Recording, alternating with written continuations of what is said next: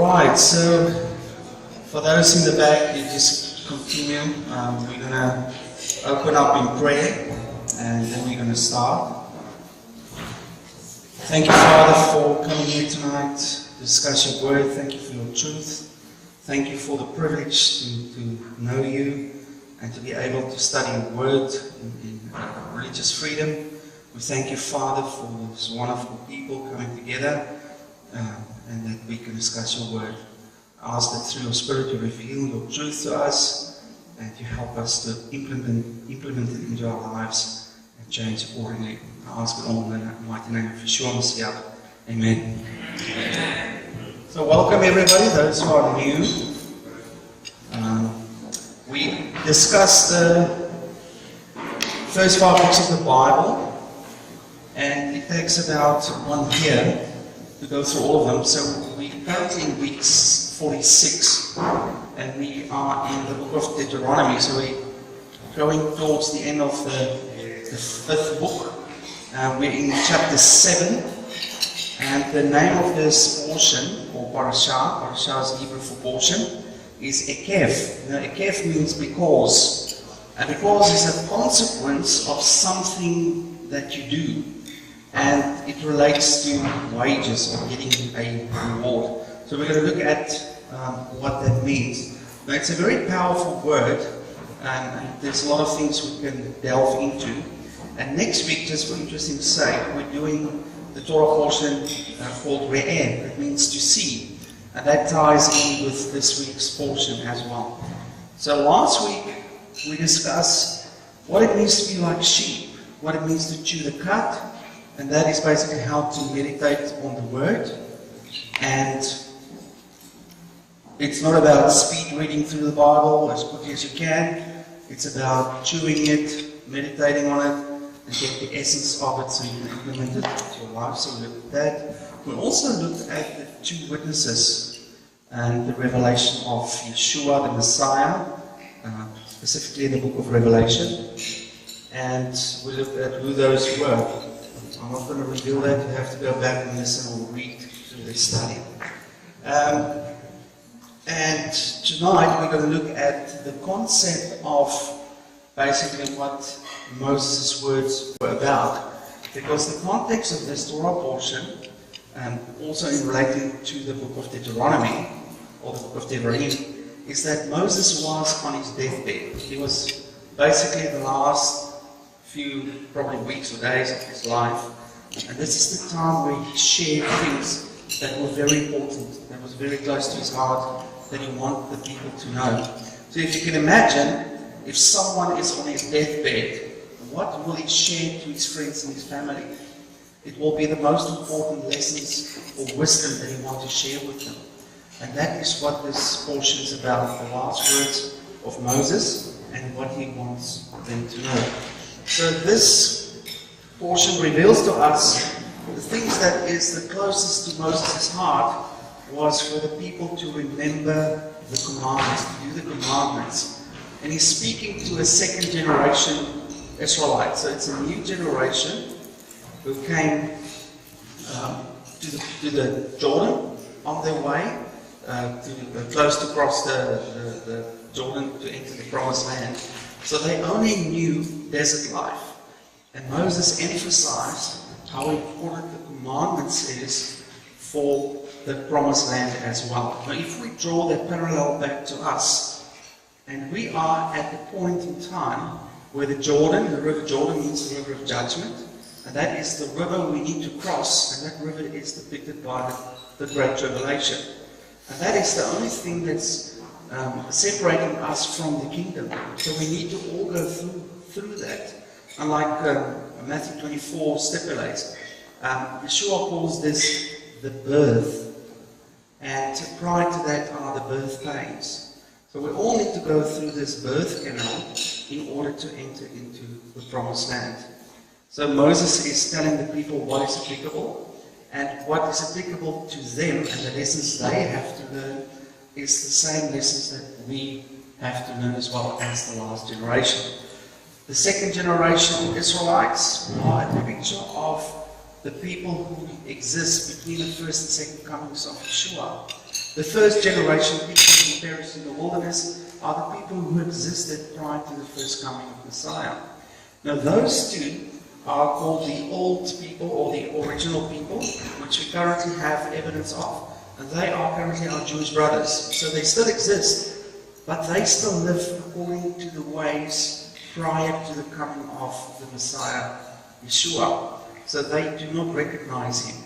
And we as the new generation, who Moses is speaking to, are the ones who now need to embrace the ancient ones, or our Jewish brothers, and help them to acknowledge the Messiah and prepare for his coming the second time. So what Moses is emphasizing is to do the commandments to the very best you can according to your abilities, and to study, to learn it, and to walk in it. And these words that need to be obeyed, the term words in Hebrew is devarim, and that's also what the name of this book is. Deuteronomy is just the English translation of the Greek term that means double law, or repeating of the law. And devarim means the repeating of words.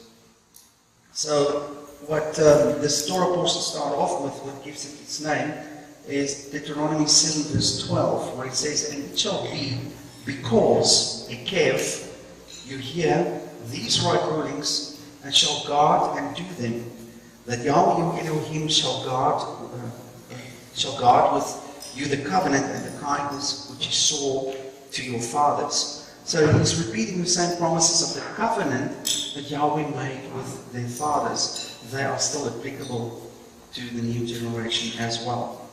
So the first few words of this phrase in Deuteronomy 7 verse 12 reads as follows. It's V'hayeh Ekev b'shul ma'un. Now, Havayeh Ekev b'shul ma'un, and the next word is mishpat. So what I've done here, I've connected it to the following letter that's not translated in the scripture, and that is the Aleph Tav. And that is normally translated as "and," if it is translated. So the first phrase of this book starts off with words, and then it's got an Aleph Tav. Now this is a similar pattern to what we see in the first phrase in the book of Genesis, which consists of 7 words, which is Bereshit bara Elohim et Hashemayim ve'et ha'aretz. Now the beginning of Bereshit is Bereshit bara Elohim et, and then I've got Hashemayim, which is not here, ve'et ha'aretz. So in the beginning, created Elohim. And then there's an et, or an Aleph Tav, and then he created what? The heavens and the earth. So what I've done with these two, because the Aleph Tav is shared in between, is linking the two passages from Genesis 1 verse 1 and Deuteronomy 7 verse 12 together, linking them with the Aleph Tav. Now on the right hand side, you get everything that is spiritual. So what is in the spiritual realm? The beginning of time, and there's a place where Yahweh is. That is in the spiritual. The next action that happens in the spiritual is the creative force of Yahweh. And then who is doing the creation? It is Elohim who's doing that. So all of this is in the physical, and then it translates through the realm of the spiritual into the physical through the Aleph Tav. And then through the Aleph Tav he created the heavens and the earth. So what does the Aleph Tav represent? Now if you read Revelation, it reveals that to us as the Alpha and Omega, where it says that Yeshua or Jesus is the Alpha and Omega, and that it's the Greek terms of the Aleph Tav. And Aleph represents the beginning, Tav means the end, and that's why Yeshua said he is the beginning and the end. He is the one that existed at the beginning of creation, and he is the one that will exist at the end when the day of judgment comes. So he is the one through whom all things were created. That is found in John 1 verse 1 to 4, where it says, in the beginning, which is Parashah, was the Word, and the Word was with Elohim, and the Word was Elohim. And the same was in the beginning with Elohim, all the things made by Him, and without Him was not anything made that was made. In Him was life, and the life was the light of men. So in the beginning was the Aleph Tav, and through the Aleph Tav everything was created.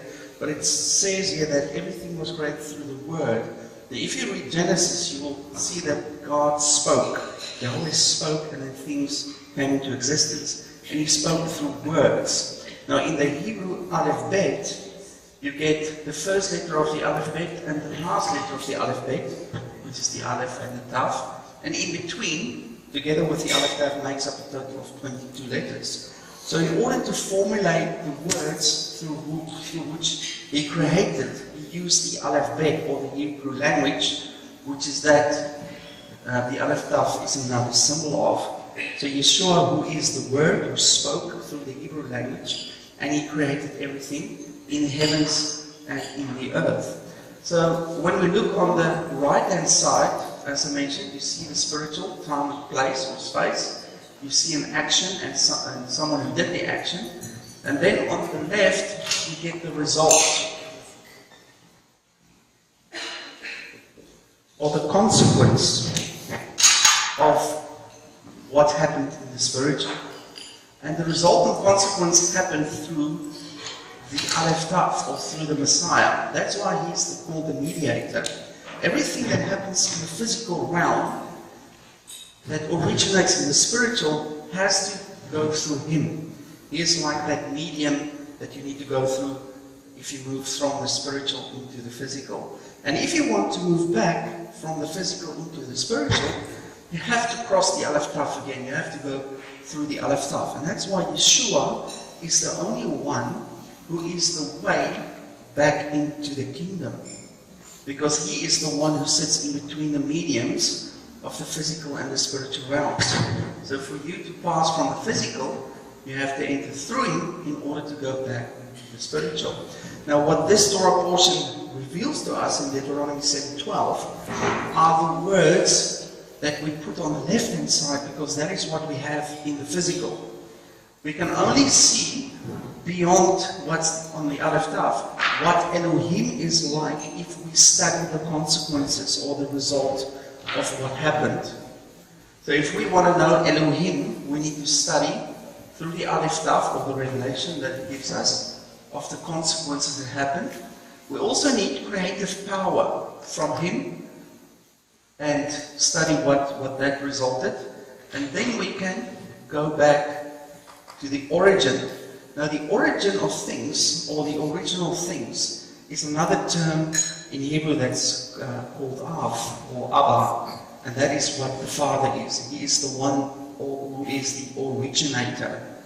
Everything originates from Him. That's the concept of what a Father is. So everything that's in the physical originated from the Father, and that is what Parashah is about, in the beginning, or in the origin, where things started off.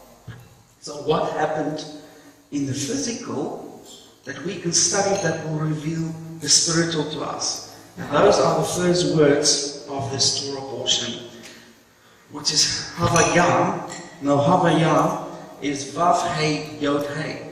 Now that looks very similar to what we know as Yod Hey, Vav Hey, and that we know as Yahweh. So it's just the changing of the Yod and the Vav, those two positions, that change Vahaya to Yahweh. And that gives us the idea of the first step that we need to have.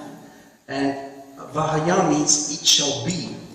It shall be established. Now Yahweh comes from the term that He is the ever-existing one. He is the one that exists. So if you want to know the one who is the ever-existing one, you need to study or get acquainted with it shall be established in your life as well. Everything that comes from Him. So that's the first clue we have to take us back to the spiritual. The next word is Ekev. That's the name of this Torah portion. And as I said, it means because. It's a result of something. It's a reward, and it's also a wage. So it's something we can receive. So, and what we receive comes from the spiritual realm. So if we determine that it shall be in your life, everything that pertains to Yahweh, we will receive information from the spiritual as a reward that is linked to the creative power of Yahweh. And the next two words that are on the left of the Aleph Taf is Tishma'un, which is the future tense of Shema, that means listen and obey. So if we listen and obey to the Mishpat, which are the judgments, ordinances, laws, and customs. And the customs are basically the things that Yahweh does, the things that He likes to do, the things that He allows in His house. If we listen and obey His customs, we will get a revelation of Him, that is Elohim. So connecting every word either side of the Aleph Taf links us to the process that happens to take us back to the beginning. So the first thing is, if we listen and obey to His judgments, which are His laws, His customs, His ordinances, and His commandments, that will reveal to us Elohim. And if I do that, I will receive a reward which comes from Bara, the creative power, and I will receive the creative power in my life, which take these words and make them real in my life. And that's the change that takes place in me. And the last step is that it shall be as it is in the beginning. And that's a concept of what restoration is about. So if I listen and obey His commandments, I will receive His creative power as a reward. That will change me, and I will be restored just like in the beginning. Now in the beginning, it started off with man in the garden before sin came. So I will be restored back to the level or the state, the time and the place as it was before sin came. And that is what these words that's on the left that we're going to study tonight will do in order to take us back to the original state, to allow Yahweh's creative power and to get a revelation of who He is if we study His words that He spoke, which is His Devarim. So every single word, and that's also in the New Testament, that Yahweh spoke, is useful for us to know who is the one who spoke these words. So if you want to know something about a famous author, you need to read their biography, you need to read all their books, and then you'll understand who that person really is. So if we read and study all the words that our Father spoke, we will know the Father more intimately. That's why we do not take away or add anything to His word. We just study it for what it is, and then allow His creative power of His Spirit to do a work within us so we can see Him revealed through His Scripture as we study it. So that's just connecting the first verse of Genesis 1:1 and the first verse of Deuteronomy 7:12 of the Torah portion together to get the idea of how this restoration works in our lives, specifically through His Word. So as I said previously, the three words, Vahaya, and it shall be, means that is the place where you will end up. It shall be as it was in the beginning. You will go back to your original design specifications or the plan that Yahweh has for humanity prior to sin. And the next word is Ekev, that is the reward that you'll receive, which is that state. And then Itza'un, is the future tense of the Shema, that means to hear and obey. So that implies that there will be a future generation that will hear and obey, and then they will be restored to the original state that Yahweh planned. So this is a message to the future generation, and that's why I believe that these words of of this Torah portion speak directly to us, which is the last generation. Taking back to the meaning of this Torah portion, Ekev. Now, Ekev means because.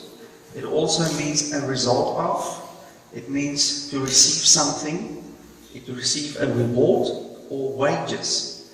Now, if you accept the new job offer, that's something I'm quite familiar with currently. You accept the letter of offer, then you read the position description, and then you receive a wage if you perform what is in your position description and you do not breach what's in your letter of offer. Now, in the same way, entering into the kingdom is like being employed by Yahweh. So his letter of offer is his invitation for you to accept him through Yeshua the Messiah, to enter back into his house. And then he gives you the position description, which is his word and all the words that he spoke. And he wants us to conduct our lives according to that position description, according to those words. And if you do that, then you will receive a reward. And what we saw here, what is the reward? It shall be as it was in the beginning. You will be restored and release the creative power of Yahweh in your life so that will happen. So our reward, according to the promise that was given to Abraham, Genesis 15 verse 1 said, Yahweh told Abraham, I am your exceedingly great reward. So what do we get? We get Yahweh. Where is Yahweh? He's in the beginning. He is the concept of what the Father is. He is the origin of everything. He is the Father of everything. Everything came from him. And we get that. We get the Father as the reward and that restoration. Now, receiving wages is also found in example of a parable that Yeshua taught his disciples, and that's recorded in Matthew 20, verse 1 to 8. Who wants to read that for us? You just have to use the microphone, please. Wait, Rosie, you need to use the microphone, otherwise people can't hear. For the kingdom of heaven is like a landowner who went out early in the morning to hire labourers for his vineyard. Now when he had agreed with the labourers for a denarius a day, he sent them into his vineyard. And he went out about the third hour and saw others standing idle in the marketplace, and said to them, You also go out into the vineyard, and whatever is right I will give you. So they went. Again he went out about the 6th hour and 9th hour, and did likewise. So when evening had come, the owner of the vineyard said to the steward, Call the labourers and give them their wages, Ekev, beginning with the last to the first. So what he's telling us here is that the kingdom is like a vineyard, and he employs workers to work the vineyard. And when he comes back, he will give them their wages based on the work which they've done. So the word vineyard in Hebrew will give us a bit more insight of what this garden concept of what this vineyard is like. The vineyard is the word kerem. So that's kerem, it's kaf resh mem. And it means vineyard, and it also means garden.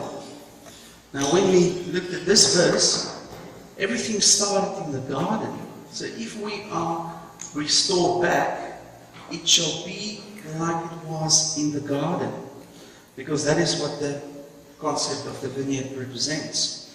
Now from the Hebrew letters, every Hebrew letter has got a story or a picture and a meaning. So the first letter is the letter kaf.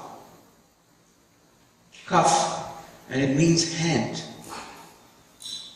And it can also mean work. The work of your hand. The next letter is the letter resh. That means leader or authority. So we read in this parable that there was the owner of the vineyard, is the resh or the authority figure, and he employed workers, which is represented by the calf. And what they had to do, they have to work the garden. Part of that work is to water the garden. And that's letter mem. That means water. So as you can see, if you enter into the kingdom, it's not about sitting on your backside doing nothing. You have to apply your hand and do something to the garden under the authority of the owner of the vineyard in order to receive a wage. But then you get the people who say, yes, but we're not saved by works, we're saved by grace. Of course we are. As I explained previously, Yahweh's kingdom is like being employed by Him. Your letter of offer is the grace. Your position description is working in His garden. It's twofold, it's not just one. You have to have the letter of offer that will enable you to enter into the garden, that will be a contract between you and Him. If I do this work according to what He tells me to do, then I will receive a wage or Ekev, working in His vineyard. So there is work to do within the garden or work to do within the kingdom. Now we also can parallel link this to the parable of the talents. So all the people who worked in the garden, some of them received 1 talent, others 2 talents, others 5 talents. And they had to multiply the talents or do whatever the talent was for, and multiply that gift that they received within that garden. So some people have a forklift ticket or whatever, they've got 5 talents. Other people just pick up sticks and rake or spit. They only got 2 talents. And people who've only got 1, they're just the spot at the gate. They sign people in. So you have to fulfill your task in order to let the function of the vineyard fulfill its task or the output that it's produced for. Now the vineyard or the garden, the purpose of that is to bring more workers in or to employ more people. Because Yahweh doesn't like unemployment. He wants to employ everybody. So everybody's invited to come and work for Him in His garden.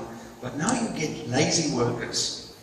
They don't want to work. They just want to sit there and moan and complain. And if you read the rest of this passage, the workers who started first complained about those who were employed last, and they all received the same wage. And that was unfair according to them. But that's not according to the contract that Yahweh made with the individual. So you're not the one of authority to say what the wage must be. And in relation to that, that is what salvation is, or the final reward of being restored. So, taking us back to the word kerem, it's got the gematria of 260. So in Hebrew, every letter represents a number. And if you add up all the numbers, it adds up to a total. And that total links up to other Hebrew words that add up to the same number. And those words with the same number rhyme with the original word. That's called Hebrew poetry, where the thoughts rhyme. So this 260 total links or link kerem or the garden or the vineyard to 4 other words that add up to the same total. Now the first word is near, nun vafresh, and that means to break up, to plow or to till. So that's the first meaning, and that is associated with the garden, so that makes perfect sense. The next one is kelokal, that means worthless. So that is associated with the lazy workers. They don't have any worth, or they don't add value to the garden. They don't apply their cuff or their hands for the benefit of the garden. Then the next one is kata, that means to strip off, to scrape, or by implication to segregate. That has to do with removing tares or weeds, or to weed the garden, and to remove things that are not supposed to be there. So that's another function that needs to happen in the garden. And in context of an assembly, that is typically where people who are false teachers or bring confusion or cause disunity, they will be removed. That's what that function represents. And the last word is sar, samechresh, that means stubborn and rebellious. And they are typically the lazy, worthless laborers. Now there are 2 mentions or 2 words associated with that. So that's a very important thing. That's very important to Yahweh, to make sure that only the righteous, hard-working servants or workers will receive a wage, because they are adding value. And the ones that are lazy, who are worthless, they will be pointed away, like the one with the 1 talent, hit it in the ground. You'll say, you stupid, foolish, lazy servant, get away from our sight, go and into the darkness. So that's where the segregation also takes place, the separation between the obedient workers and the rebellious workers. Now, obedience is linked to this word, tzama'un, which is shema, that means to hear and to obey. So if you do submit under an authority, you need to hear and obey the authority in order to fulfill the function required within that garden, which is your position description. And then you'll receive the wage, which is the reward that is linked to His creative power. Now, any attribute of Yahweh that's linked to the creative power or to the power of Yahweh, that's basically what the Spirit is about. And that is another means of revealing the anointing of His Spirit. That is what this is. And that anointing is either the letter Shin, that means fire, which is holiness, or the letter Hey, that means light. It also means revelation and truth. And then there's another one, Yod, which means hand or helper. So those are the 3 aspects or attributes of Yahweh's Spirit that has to do with His creative power that you will receive as a reward, that will empower you, so that it shall be as in the beginning in your life, as you allow that restoration to take place in your life, as you listen and obey to all His words. So that's how the whole thing comes together. Now the word Ekev is, as I said, wages, and that is the letters Ayin, Kof, Bet. Now Ayin means eye. I'm just going to draw eye there. So it means see. It can also mean revelation. And this is a positive revelation. It's not a fleshly lust of the eye, because it's on the right-hand side, which is spiritual. So it's everything that is revealed to you, to your spiritual sight, that comes from Yahweh. That's part of your reward. The next one is Kof. And that looks basically like the back of the head, and that means repent. Or to return. So whatever these words are about, and you listen and obey them, that obedience will cause you to return. When you return, it shall be as in the beginning. We want to return back to the beginning, but we can only do that through repentance. So repentance, one aspect of repentance is, yes, I am sorry, I've made a mistake, I repent of that. But the true sense of repentance means to turn 180 degrees, turn around and walk the opposite way. Where do we walk to? We walk back to the origin, which is the beginning. So repentance is about to know where to walk to. How do we know where to walk to? We need His directions. And the word direction is the word Torah. That's also translated as instructions. That's also translated as law. But law is the wrong translation of the word Torah. It means directions. Like if I want to tell someone, where does Bart live? And you say, no, you go down this street, you turn left, then the second one right. It's number 16 on your left. That's the directions to his house. So the Torah gives us directions to where the place is where we need to go to, and the time is the ancient times, or the original times, before sin came. That is the time stamp which is called eternal life or eternity. Eternity is a place that exists above our time. We are constrained within time, which is in the physical. The spiritual realm is above time. That's eternal, and that is where Bereshit is. It's eternal, it's above our physical time, and that's where we're going to be restored back to. And that is the Kof, to repent, it directs us back to Bereshit. And then the last one is Bet. Bet is house. Now the house is basically where we currently find ourselves in the physical. The house is simulating the garden, that is called the body of Messiah, or the assembly, or the church, which is not an accurate translation. So the Bet, or the house, is the house of Yahweh, which is depicted and symbolized by the tabernacle.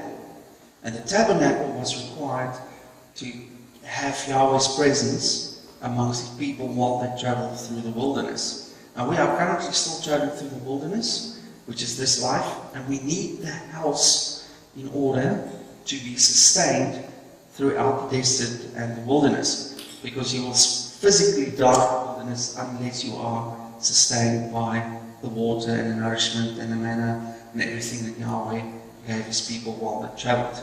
So we need one another in the form of the body of Messiah in order to be sustained throughout this life. And that's what Ekev is about. It's to receive that revelation from Yahweh, which is the revelation of his mishpat, or his ordinances, his customs, his laws, everything that's in his word, to have revelation about that. And as we get revelation, we repent, or we turn towards the direction that was revealed to us, and we walk together as a house towards Bereshit. And that is what we currently do. We get revelation from his word, we repent whenever we come across something that is in your life that doesn't really fit what Yahweh wants for us. And then we get rid of that, we redirect ourselves, we take aim, and we walk towards Bereshit, walk towards the promised land, together as a house. So that is what Ekev represents. Now Ekev has got the gematria of 172. Now it's also got 4 meanings. The first meaning is Ben Ami, that means son of my people. The next one is similar to that, it's Ben Yeni, that is meaning Benjamite, or being from the tribe of Benjamin. And Benjamin means son of my right hand. So we have 2 attributes of a son who is one part son of the right hand, and the other part is son of the people. Now who does that represent? It's Yeshua, who is God, who is Elohim, who came in the flesh. And he came as the son of his people, but he is the son of the right hand of Yahweh. So he's the combination of the 2.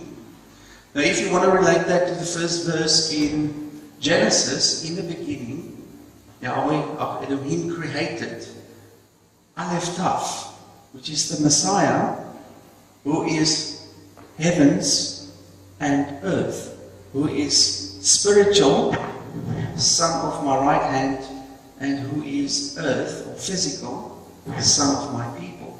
So the first verse can be interpreted similar to the meanings of what Yeshua is, consisting of both Shamayim and Eretz, or heaven and earth, or spiritual and physical, or God and man. The 2 other words that add up to 172 is the first word that means Akav, or that is Akav, means to take by the heel, to follow by the heel. It also means footprint and footstep. And the last word that is associated to that is Bekah, that means half a shekel, or Bekah. So we have 2 other meanings that relates to the followers of the one who was revealed. Now the followers need to walk in the footsteps of the one who is the son of the right hand and son of the people. And that is what Akav means. And they need half a shekel. Now if you go back to week 21, there's a whole teaching about the half shekel, or the Bekah. And what it actually means is contribution. That's the contribution of the people who are part of the house, who will sustain the house or will make this house possible. If it's not for the contributions of the people, I'm not talking about money, I'm talking about gifts, where people come together and each are gifted and empowered by the greater power of Yahweh, and together in the house they represent the fullness of the Aleph Tav. That is the pinnacle of this restoration process that happens within that house to all of the members in that house. Everybody's got a part to play. So we walk in the footsteps of the one who is the Messiah, and we should contribute within the house. And that is what 172 or Ekev or the reward represent to us. So our reward is first of all Yeshua, who is the Messiah. He is our exceedingly great reward. And the other reward is that we get to walk in His footsteps. And we can contribute to this process of restoration and help other people to be restored as well as the gifting within this house follows. So previously I mentioned that we are not saved only by grace, we're also saved by our works, or the work that we do in the garden, which has to do with your kaf. You'll notice the kaf is on the right hand side. So it's spiritual work that you do, work that relates to the spiritual. And the mem is on the left hand side. That is the water and the word that translates into the physical. So whatever words that I receive into my life, if I conduct my life according to it, I am watering the garden. People will see my actions and they will read the words of Yahweh on my actions, on my life. Or it can be I witness about the word, and the words I speak is watering the garden, and that is reflecting the word of Yahweh, which is within my heart that comes out through my mouth. So that is how I contribute all the works that I do in order to be part of this process. Now James 2 verse 14 to 17 confirms what I'm saying, that you need both. He said, what does it profit, my brethren, if someone says that he has faith, but not have works? Can faith save him? If a brother or sister is naked and destitute of daily food, and one of you says to him, depart in peace, be warmed and filled, but you do not give them the things which are needed for their body, what is the profit? Thus, also faith by itself, if it does not have works, is dead. So our faith needs to relate to the works, or what you believe needs to translate into actions. And that is where the watering of the garden comes in, and the spiritual works that you do, because it all relates to your faith. Now faith is not something you only believe. Faith means that you believe truth and you are faithful in the truth you receive, and then you walk in that truth. Because Yeshua is the truth, the way and the light. We walk in His footsteps. That means that we walk in the truth and we walk in the light, and we walk the same way He would have walked or conducted Himself.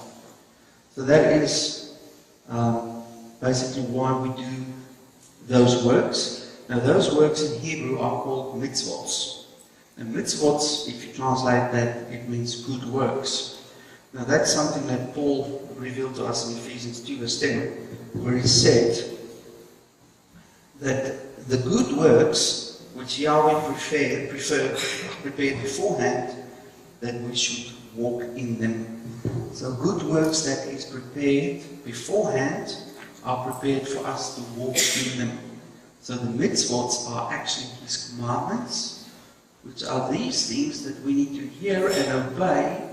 We need to walk in them, and if we do that, that will be counted to us as righteousness and truth.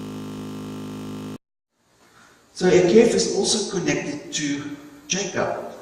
Now Ekev, if you change the vowel points, now for those who do not know, if you look at the Hebrew Torah scroll, there's no vowels in it, it's only consonants. So if you can imagine, if you read the book in English, and there are no vowels and consonants, will you be able to read the book? It will be very difficult. Now in Hebrew, the vowel points are inserted by the rabbis to help the people to understand the words. But if you read out of a Torah scroll, there are no vowel points, because they're not allowed to add anything to the scroll. So you need to meditate on the words in relation to the other words to get the context of the sentence in order to interpret what that verse says. And if you change the vowel points, the meaning changes, the context changes slightly according to the other words, and you get a different meaning. So that's why the word is like a multi-dimensional source of information, and it depends on the reader inserting the vowel points what the message will be. Now it says in Hebrew culture that the consonants are male and the vowels are female. And the male consonants is the word who is Yeshua, who is the groom, who are now interacting with the vowels, who are the bride. And if they interact, then only the word becomes alive. So you need the reader and the text in order to make the word come alive. Now, with all of that said, if you take Ekev and change the vowel points, it makes the word akab. Now, akab is the root word that is translated for Jacob or Jacob as well. So akab is the root word of Jacob, and akab means supplanter. It also means circumventer. Now, if you take Jacob, it's basically written, I'm going to write it on the other board. I'll write it here.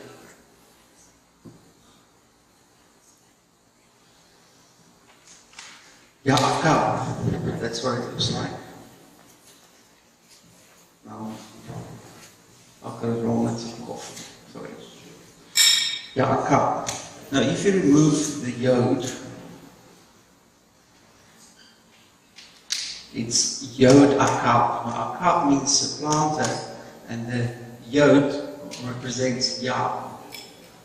And that means that Jacob was Yahweh's supplanter, or Yahweh's circumventer. Now, the concept of akab can be seen in two ways. You can circumvent your way around Yahweh's word. That's the negative part, and there's a lot of evidence of people today who read the word, they don't like this bit, and then they akab. They circumvent around it and reason around it in order to find a meaning that suits them. And then you get the positive meaning of akab, which is basically when Yahweh's people try to circumvent the consequences, which are the curses or the bad consequences of disobedience. So we try to circumvent the bad consequences as people who obey Yahweh's word, and then you get people who do not obey Yahweh's word and they circumvent Yahweh's commandments. So those are the two opposing interpretations of Yahweh's people towards his word. Now, Yaakov, being the circumventer of Yahweh, what did he circumvent? He circumvented Esau in order to get the birthright. And Yahweh used him to circumvent Esau. Why did he allow that? Remember, everything that man does works out in the end. Now, Esau was a man of the field, so he was a fleshly kind of person, and Jacob was a spiritual kind of person.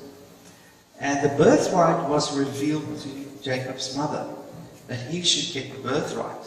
And then she came up with this wonderful plan to circumvent Esau and Isaac in order to trick him so that the birthright can go to Jacob, which was the revelation Yahweh gave her in the first place.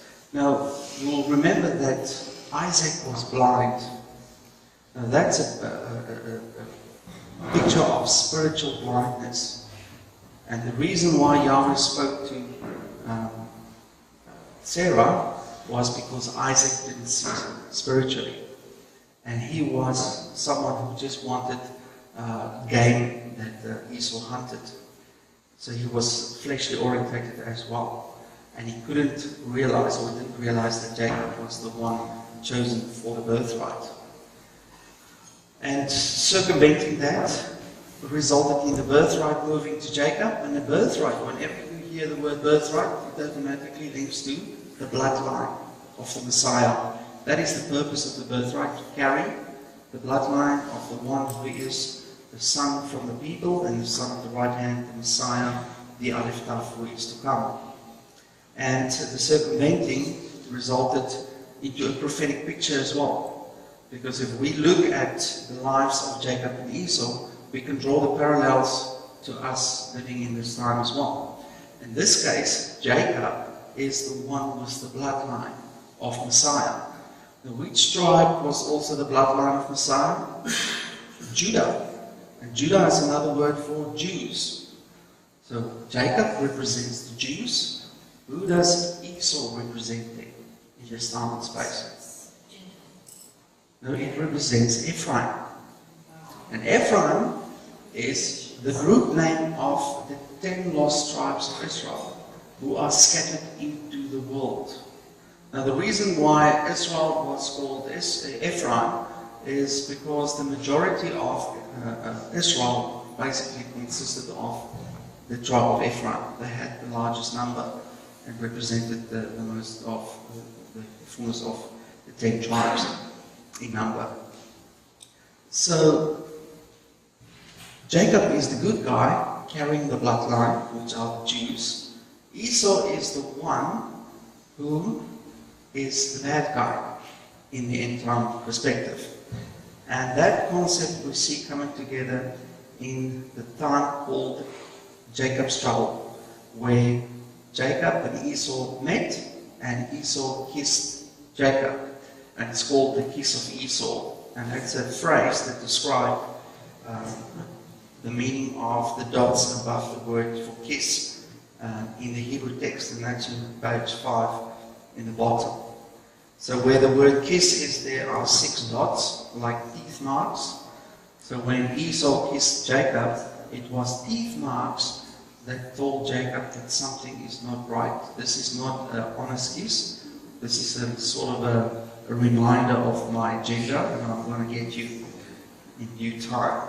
Now that's confirmed by the word kiss. Now kiss is the word nasak.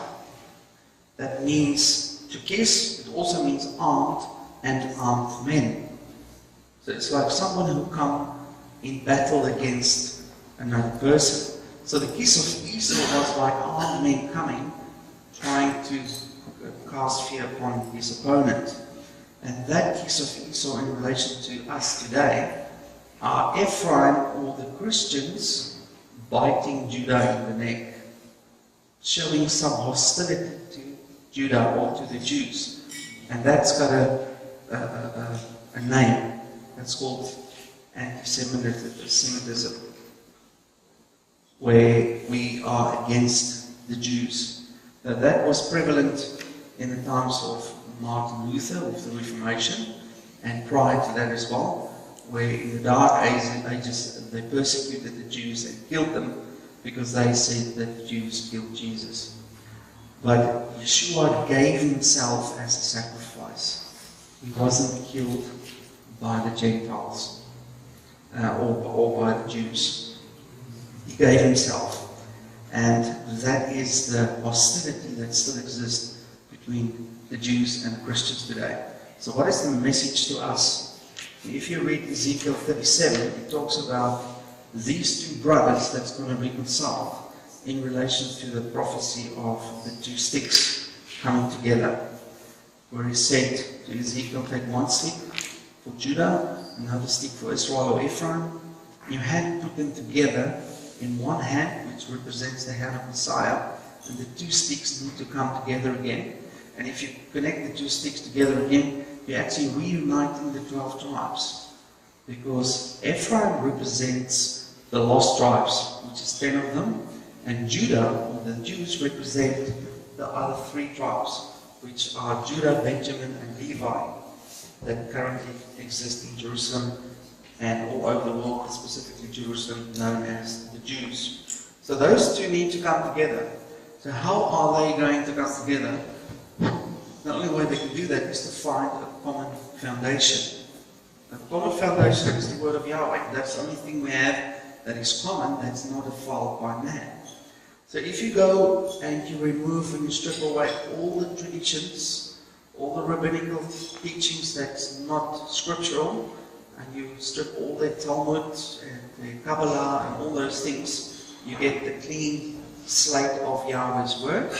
And if you take the Christians and you take away all the traditions that come from the nations, and you teach them that the word is not changed, and nothing is taken away, nothing is added, then you create the exact same clean slate foundation. And now the two brothers can stand on the same foundation and reunite and build a house called Israel. Now Israel is the Hebrew word Yisrael, that means the righteous people of Elohim. And that is basically what Yahweh is going to reinstate. And that is confirmed in the book of Revelation, where the people who enter the kingdom will enter through the Catholic gate, the Presbyterian gate, the Mormon gate. No, they won't. They will enter through the 12 tribes, a gate for each one of the 12 tribes. So people will identify again to a tribe and then enter into the kingdom as Israel. That's the only way to enter again. And as I said, the only way to enter is through the Aleph Tav. And the Aleph Tav, which is the Messiah, his restoration plan is to restore Israel. And when he created, in the beginning, he created Adam. And then he separated Adam into two parts. And he called one half man and the other half woman.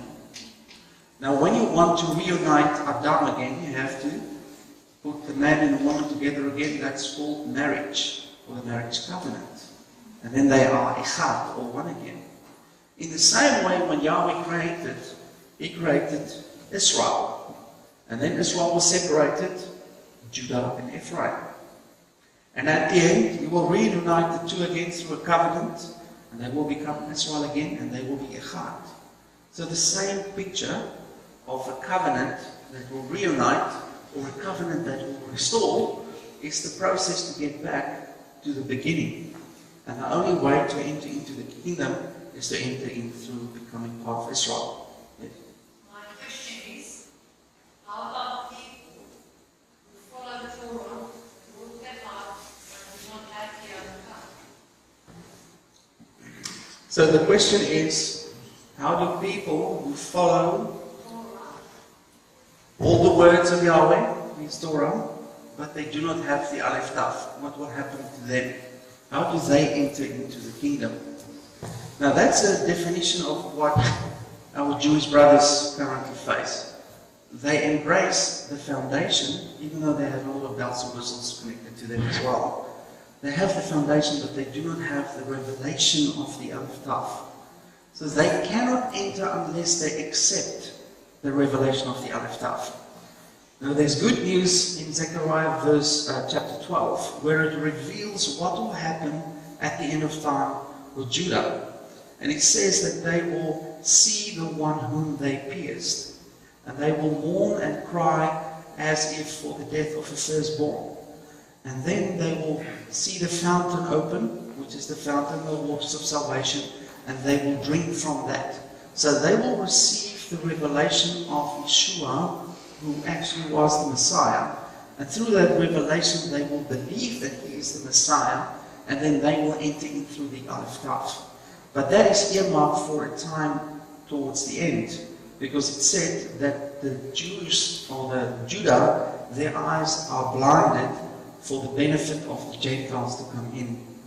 So it's not really their fault that they're blind, it's for our benefit, those who are in the nations, to come in through the gospel message of Yeshua or Jesus, to enter into the kingdom. But we all go through this process of being restored. So we as people of Ephraim, which are Christians, need to shema, listen and obey to all the words. I'm not going to call it laws or commandments or anything.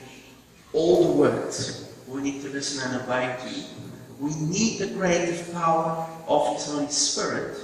And as you allow that to work in you, it shall be as in the beginning, and the restoration process will happen in you.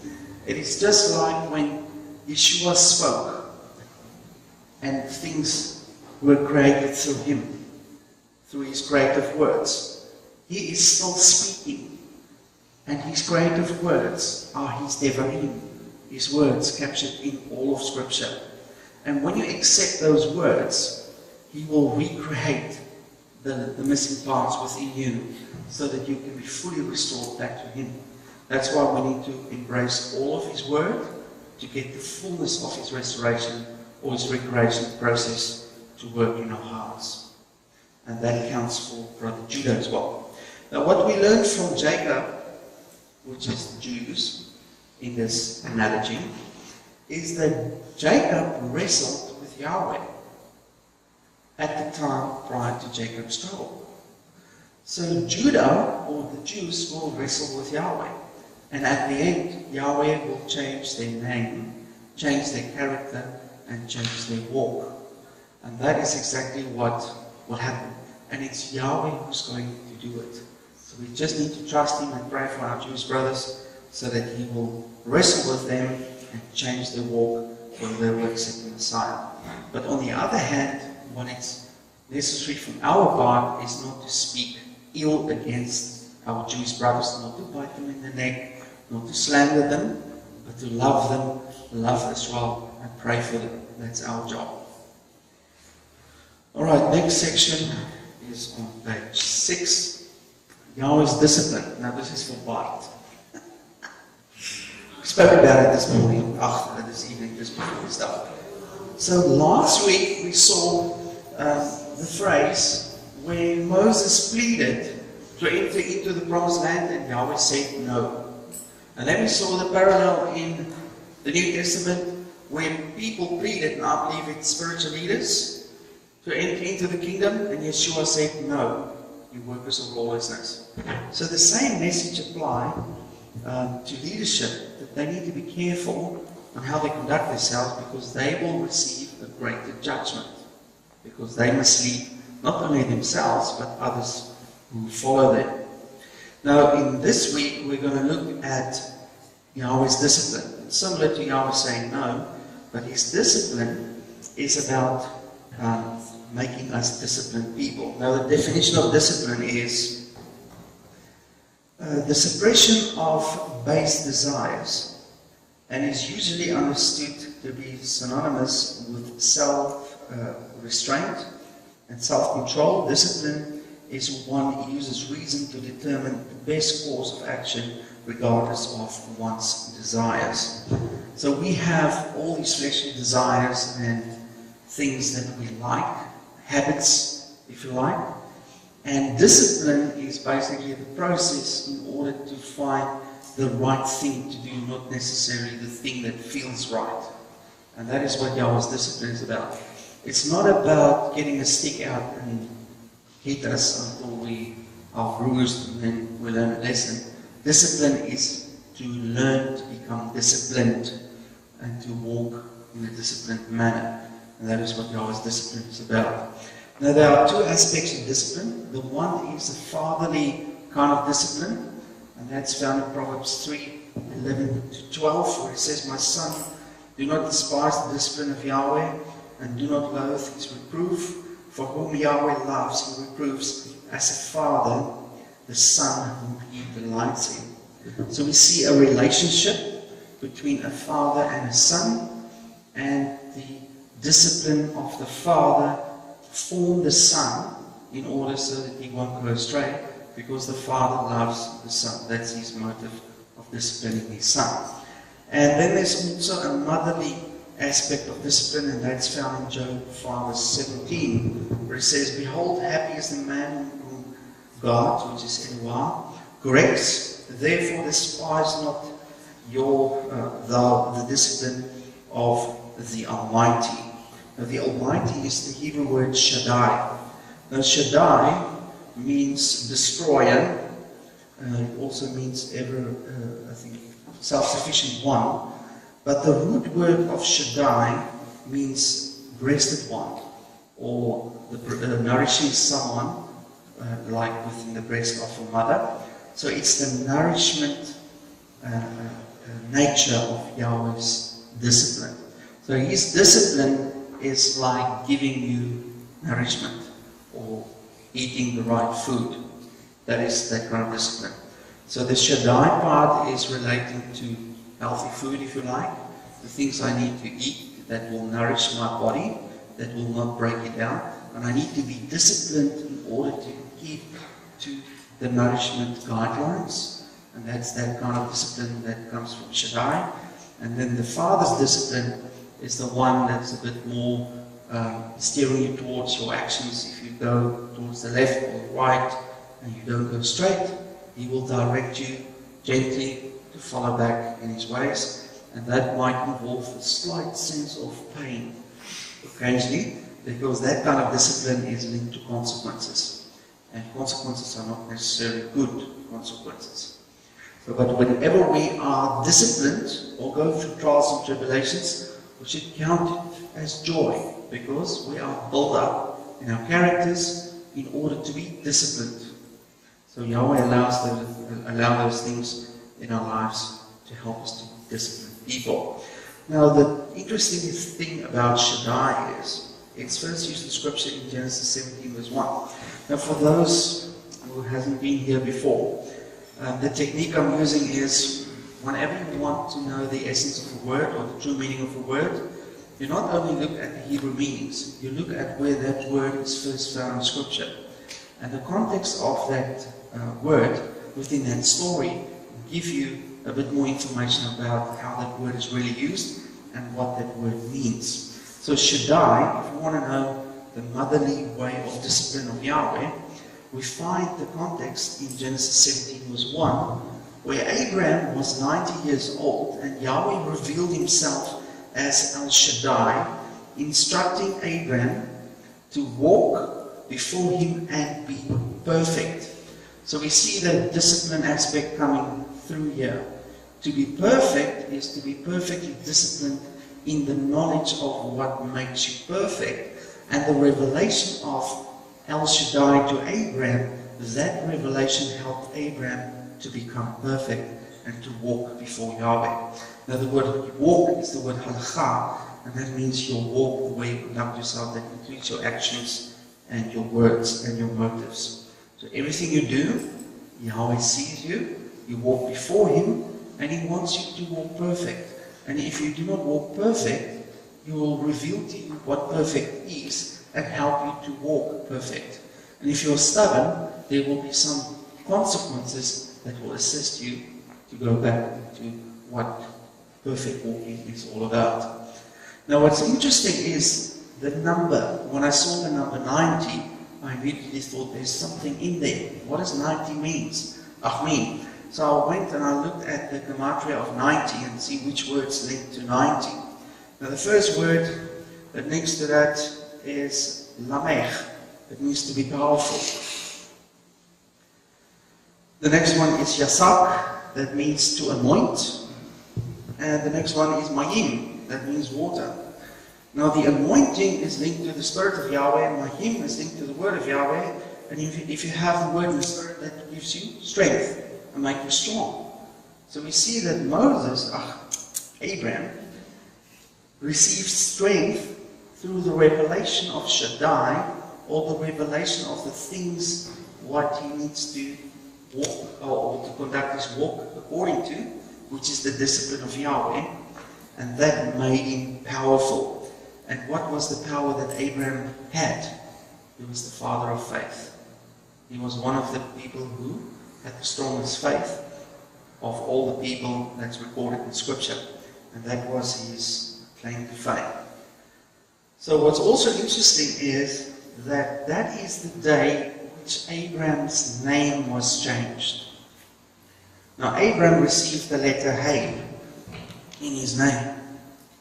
The letter Hey looks like that. And that is the word we looked at there. That means light, revelation, and truth. It's also the sound of breath. And breath in the Hebrew is ruach, and ruach means spirit. So the Spirit, the revelation of the Spirit, or the anointing of the Spirit that gives you revelation, is what changed Abraham's character. So whenever your name changed, in Hebrew your name is also your character and your destiny. So when Yahweh changed Jacob's walk, he changed his name to Israel. So he changed his character and his destiny. In the same way, Abraham became Abraham, and he received the anointing of the Spirit, which is the creative power, which was Abraham's reward, which took him back to the beginning. So he was restored, and he became strong in faith, and that was what he was created to do. And that happened at the age of 90. What's also interesting about the number 90 is that was when Sarah gave birth to Isaac, and she was 90 years old. So we see the concept of being born again, receiving the Spirit, how the two link, and we find that those concepts in the New Testament as well. So I dare to say that Abraham was born again at the age of 90, when he received the Holy Spirit, when his name changed, and when he became powerful through the anointing and the revelation of the truth in his life in that point of time.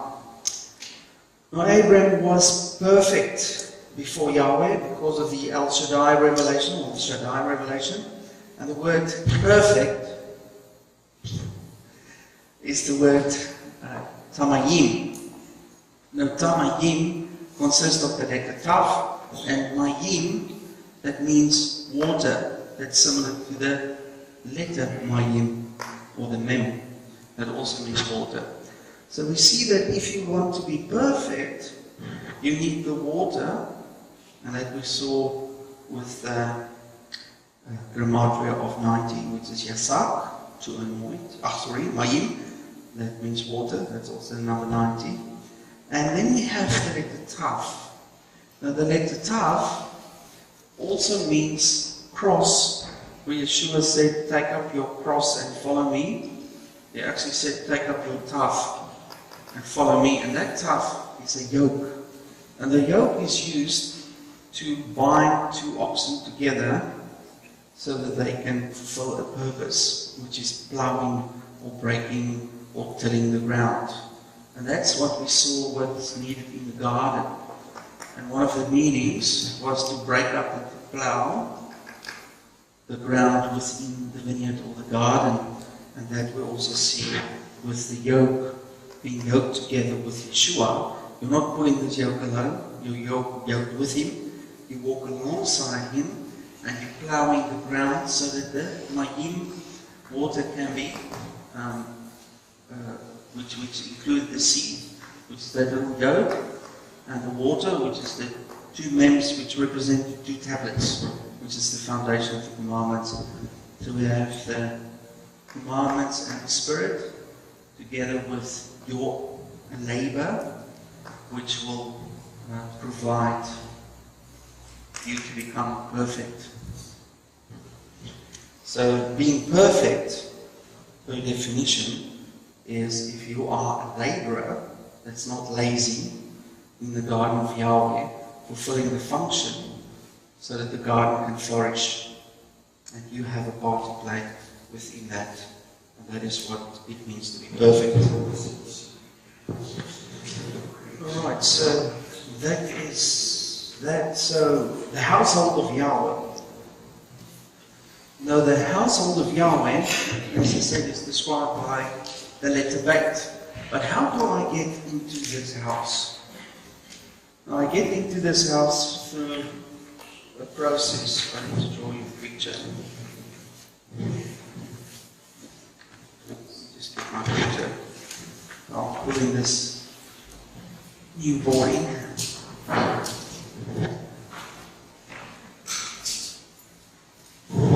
So for the house, to enter into the house, there's the house. And creation starts with dividing. When Yahweh created, he divided the light from the darkness. Then he divided the waters from the waters. Then he divided the waters from the land.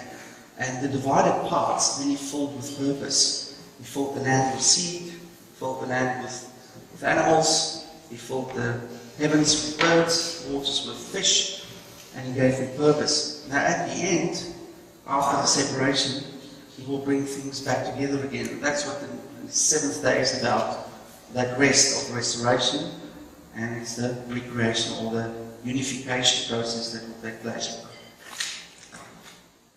So the household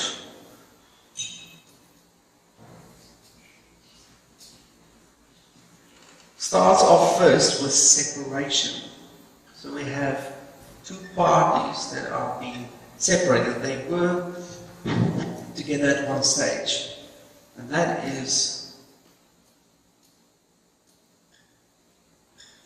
we can take a step prior to that.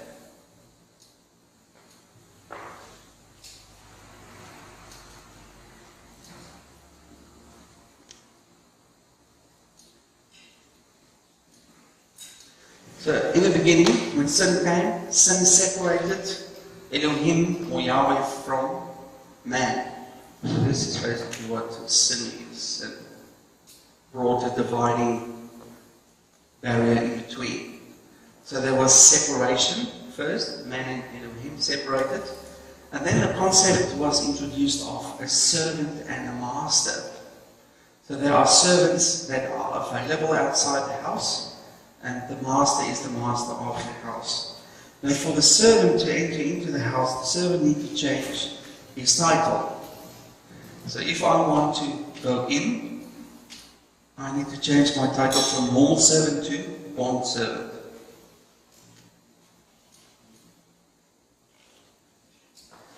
And the bond servant is the process which describes adoption, or how you enter back into the house. And then you are drawn into the house of, which is the master, and also the concept of a father, because the adoption makes you a son or a daughter of the house. So the commandment of the bondservant is found in Exodus. It's the first commandment after the 10 commandments, where it says that if someone owes someone else money, he has to work back for 7 years. After the 7th year, or after the 6th year, when the 7th year starts, he can be set free. But if the servant loves his master, he can decide to still work for the master out of free will. But then the servant needs to reveal in public that he loves his master, and he does it out of free will. Then the servant needs to go to the master's house, and he needs to stand in the doorway, and then they put the nail through the ear into the door. And that hole in his ear then is the physical evidence that he is a bond servant. And then whenever people see him, and they see the mark, they know that he is a bond servant. And the privileges or the consequences of being a bond servant, then the master has the obligation to take the servant into his house, to treat him as a son, and he can even receive an inheritance. So this is what the concept of adoption that's mentioned in the New Testament is all about. It's to become bond servants. Now, if you read the Greek, you'll see that Paul and James and all of them introduce themselves whenever they start off their books. He is a bond servant of Yeshua the Messiah. So they knew the concept of being adopted into the household of Yahweh. And then you start from having a relationship to a master to change into having a relationship as a son with the Father. So that is the first bond that takes place, or the restoration of the relationship is between the son and the Father. And that is where we get the concept of discipline.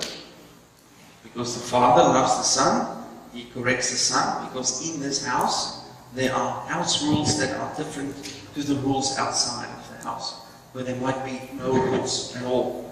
So the discipline is there to make him perfect. And as we saw, to be perfect is to fulfill the function within a garden in order to sustain the garden and to restore the garden back to the Garden of Eden state. Now the next relationship that takes place within the house is the next phase, where your relationship changed from a bondservant and a son to the bride. Now this is a higher level relationship. And this relationship is with the groom, or the son of the king. So this is a more intimate relationship because it's a marriage relationship. There's definitely more intimacy between a man and a woman who are married than between a father and a son. We can all agree with that. So it's a more intimate relationship. So first sin separated us. Man and God is separated. Then you get the idea of coming into the house. He introduced the concept of becoming a servant. And you come to work for him in the garden to receive a wage. And then you decide to dedicate yourself to become a bond servant, and that adopts you into his household. And now you have a relationship with the Father, and you go through a process of being disciplined, made perfect, and your perfection leads you to become the bride. Now the bride, there's verses about that in the New Testament. It's about preparing your garments with the washing of the waters of the Word, and that is what the perfection is all about. And that is to prepare you for the day where this bond will take place. So this hasn't happened yet. You are betrothed, you are engaged to be married, but you're not married yet.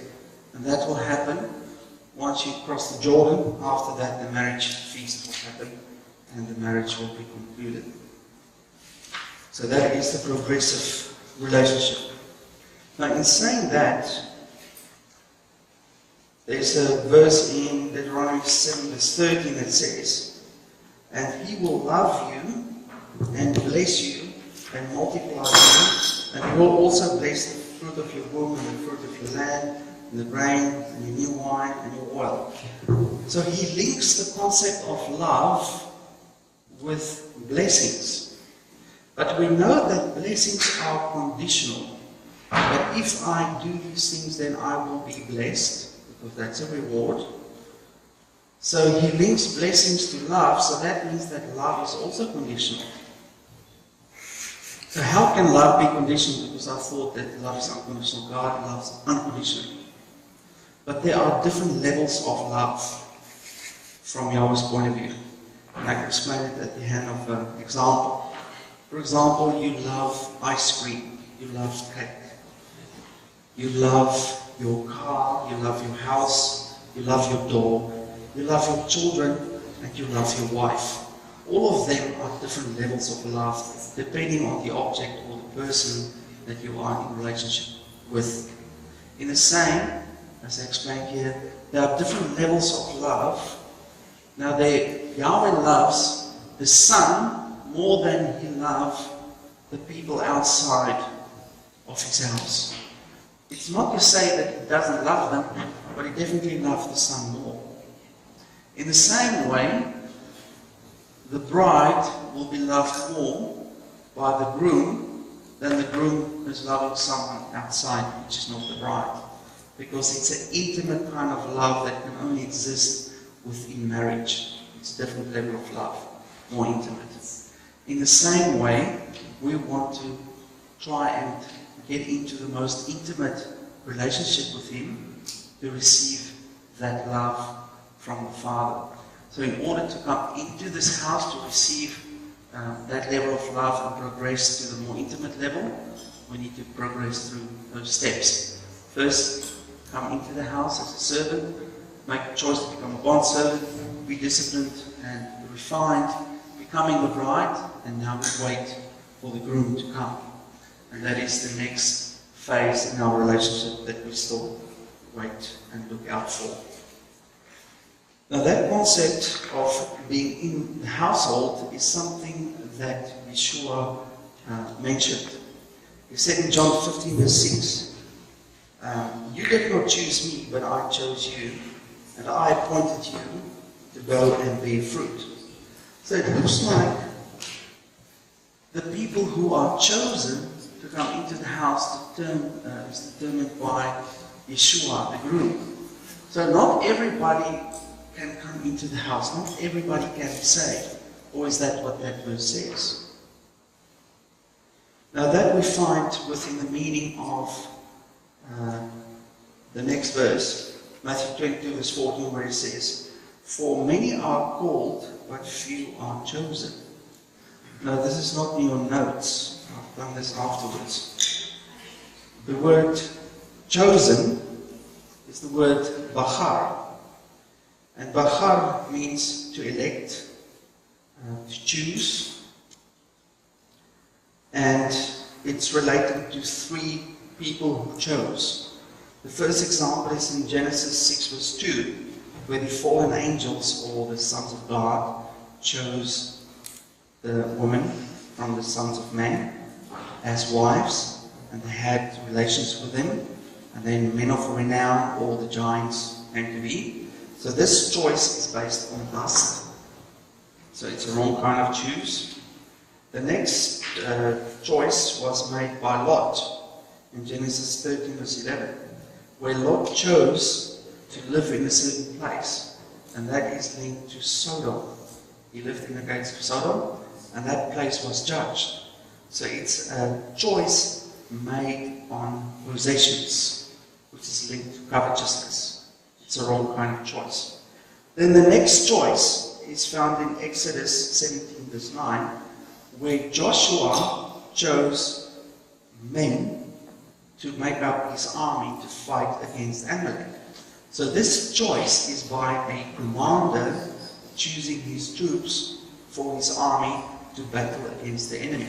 That's the right kind of choice. The next choice is found in Exodus 18 verse 25, where Moses chose leaders to help to lead the people. That is the right kind of choice. And that is basically what this Matthew 22 is about, where he said, John 15 verse 6, you did not choose me, but I chose you. So when Yeshua chose, he chose you as a troop to be part of his army, to battle the enemy, fight against the enemy, or he will choose you to become a leader, to lead his people. Those are the two righteous choices. So it's not a matter of fact you're not going to get your reward for this Yahweh. That's found. So it's not about salvation, this choice. Salvation is found within the next word, which is called. Now, called in Hebrew is the word kara, that means to address by your name, to proclaim your name, to be called, to be summoned, to be named. And it's also referring to when you receive a new name, it means that you are called. So everybody is summoned and called to come, but not everybody is chosen to be part of the army, and not everybody is chosen to be leaders. But everybody is called to be part of Israel as a whole. So you can see the difference. The called relate to salvation. It's an open invitation. It's like the invitation where the king invited the guests for the wedding. Everybody's welcome, but only certain ones are chosen to be servants that help facilitate the process. So that gives us a bit more insight regarding called and chosen, which one relates to salvation. Now, there's a beautiful example in Matthew 22 about the parable of the king who sent out an invitation to all his guests for the wedding feast of his son. Now that relates to this relationship here, which is the final relationship. So there's an open invitation for everybody in the house to come to this level of relationship. Now the response of the guests was, no, I will rather be a servant. I'm not interested. Or I might be a bond servant. I'll have a father-son relationship. I'm not really interested in becoming intimate on that level with Yahweh at all. Now, some of the guests inside of the house killed the messengers. And that's a picture of Israel killing their prophets. Because Yahweh was calling them to discipline, to perfect themselves so that they can become part of His bride and have an intimate relationship, and they were not interested. They rather want to play around the edges, just be a normal servant that has got more freedom, and they don't want to discipline themselves. And when they murdered the servants, the king sent his army out and destroyed the guests who murdered his servants and destroyed the cities. And that is the message of prior to the intimate relationship invitation, there will be a time of tribulation. And that is where the separation will take place. And then, prior to this final stage, he gave an open invitation, not only inviting those inside the house, but also those on the outside. It said he invited both good and bad. Now the good ones are the ones already inside the house, and the evil ones or bad ones are the ones still in the world. So that is an open invitation to all the nations, regardless of you're part of Israel or not. You are invited to come into an intimate relationship with Him. And when the day came, the people came into the wedding feast, and then the king saw a man not wearing a wedding garment. And then he asked his servants to remove that guest because he wasn't clothed appropriately, and he was separated with the people who rejected him in the first place. And what does this garment represent? Because now we can see that refusing to discipline yourself and coming into an intimate relationship depends on your garment. So your garment depends or determines the reward you will receive. And what does that garment represent? So that garment is revealed in Revelation 19 verse 6 to 9, where it says, "And I heard what seemed to be the voice of a great multitude, like the roar of many waters, and like the sound of mighty peals of thunder, crying out, 'Hallelujah, for Yahweh our Elohim, the Almighty reigns. Let us rejoice and exult and give Him glory, for the marriage of the Lamb has come, and His bride has made herself ready.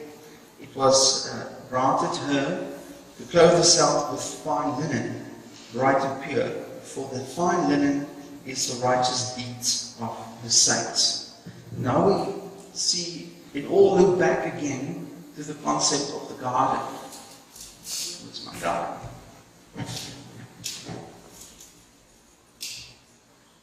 So the righteous deeds of the saints within the garden is the kaf, the hand, the works, the mitzvot, which relates to the mishpat or the mishpatim, which is hearing and obeying, doing what is right, watering the garden through your actions, applying the word to your life. Through the help of the Spirit, get your reward in order to be restored.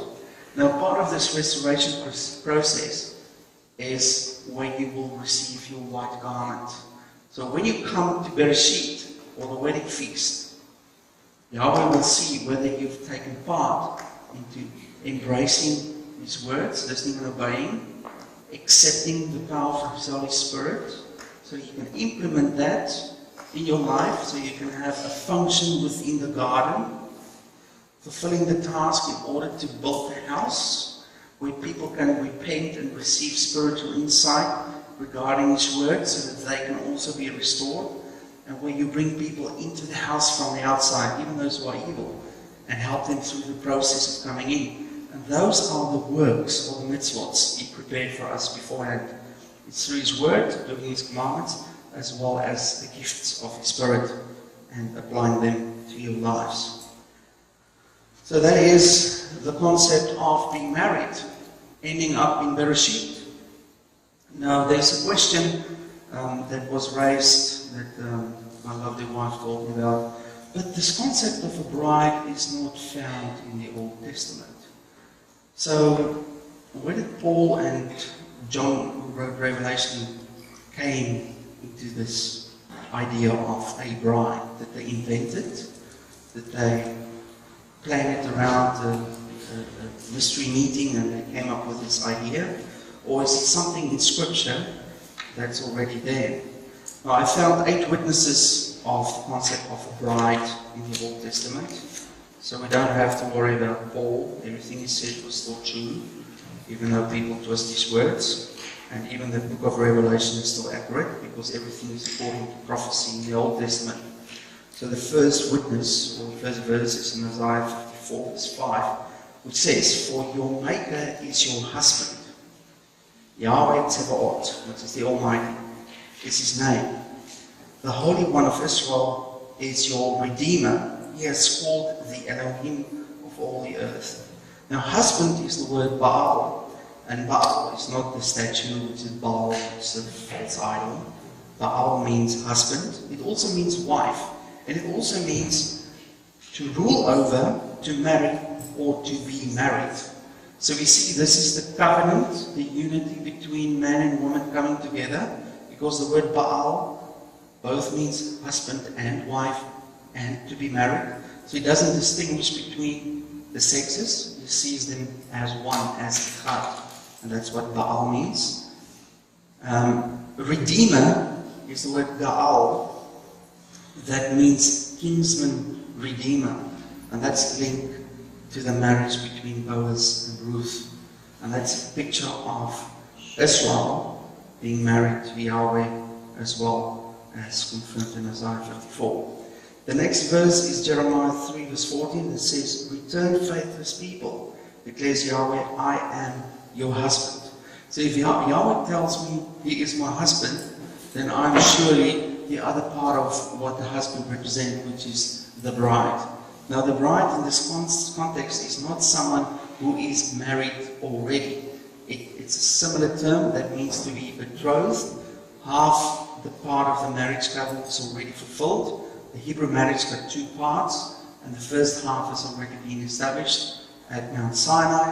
That's the vows that was repeated. And the second half of the marriage is when he will come and gather his bride after he prepared a house for her. So that has still had to happen, where that intimate relationship within the house that is prepared for us will happen, that we discussed. The next one is in Isaiah 62:5. It says, "As a young man marries a maiden, so will your sons marry you. As a bridegroom rejoices over his bride, so will Elohim rejoice over you." So if you see the Hebrew poetry, it links Yahweh to the groom and Israel to the bride, and that's a specific reference to the word for bride. The next one is linked to the term called adultery. Now, adultery can only be present when someone is married. So that means that there is a groom and a bride, and they are now married. And now they commit the sin of adultery, breaking up that relationship. That's in Ezekiel 23 verse 37, where it says, "They committed adultery with their idols." So this is Yahweh accusing Israel. The next one is in Jeremiah 30:27, where it says, "I have seen your adulteries and your names." Now, names is a word that means your impatience to perform lust. So it's an eagerness to do evil or to lust after something. The lewdness of your whoredom. So that's also Yahweh accusing Israel, who is his bride, of committing adultery. And then Hosea 1 verse 2, that says, "The land is guilty of the vilest adultery in departing from Yahweh." So if you depart from Yahweh, you're breaking the marriage covenant with him for that first part, the betrothal with him. The next one is in Jeremiah 3 verse 20.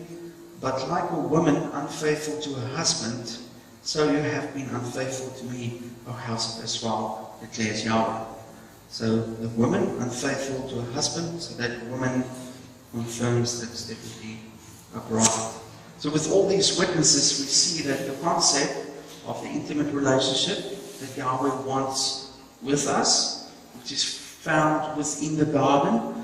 So if you think about it, when Yahweh created Adam, He created him for the purpose of intimacy, to have that special intimate relationship with Him, as you will find within marriage.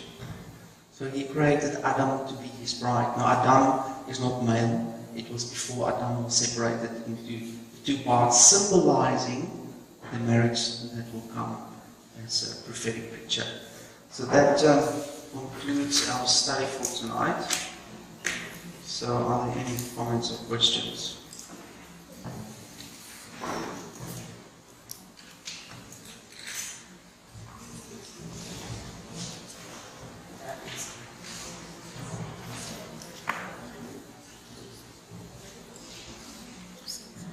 You're an easy crowd.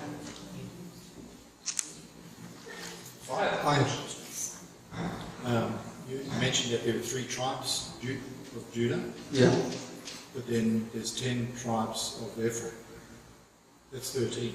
Yes. Joseph was spread up into Ephraim and Manasseh, making 13. Levi was separated.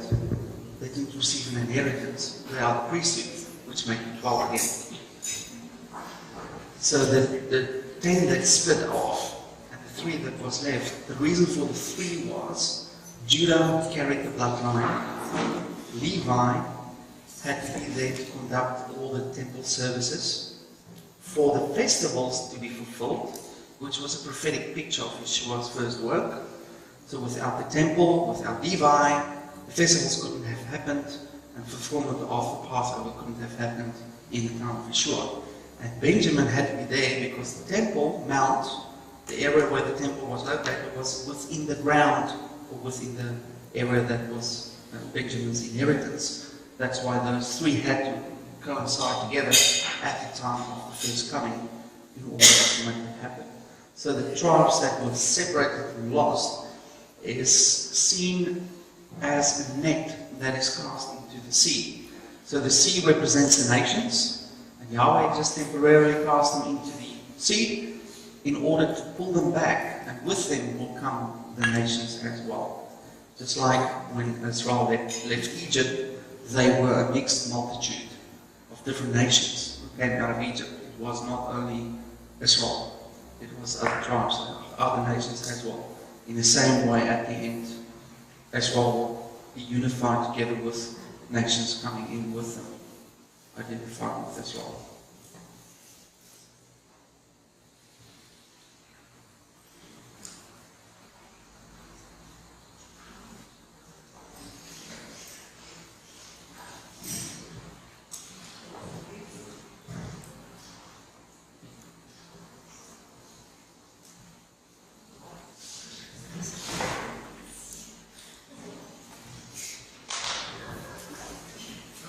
Well, thank you very much.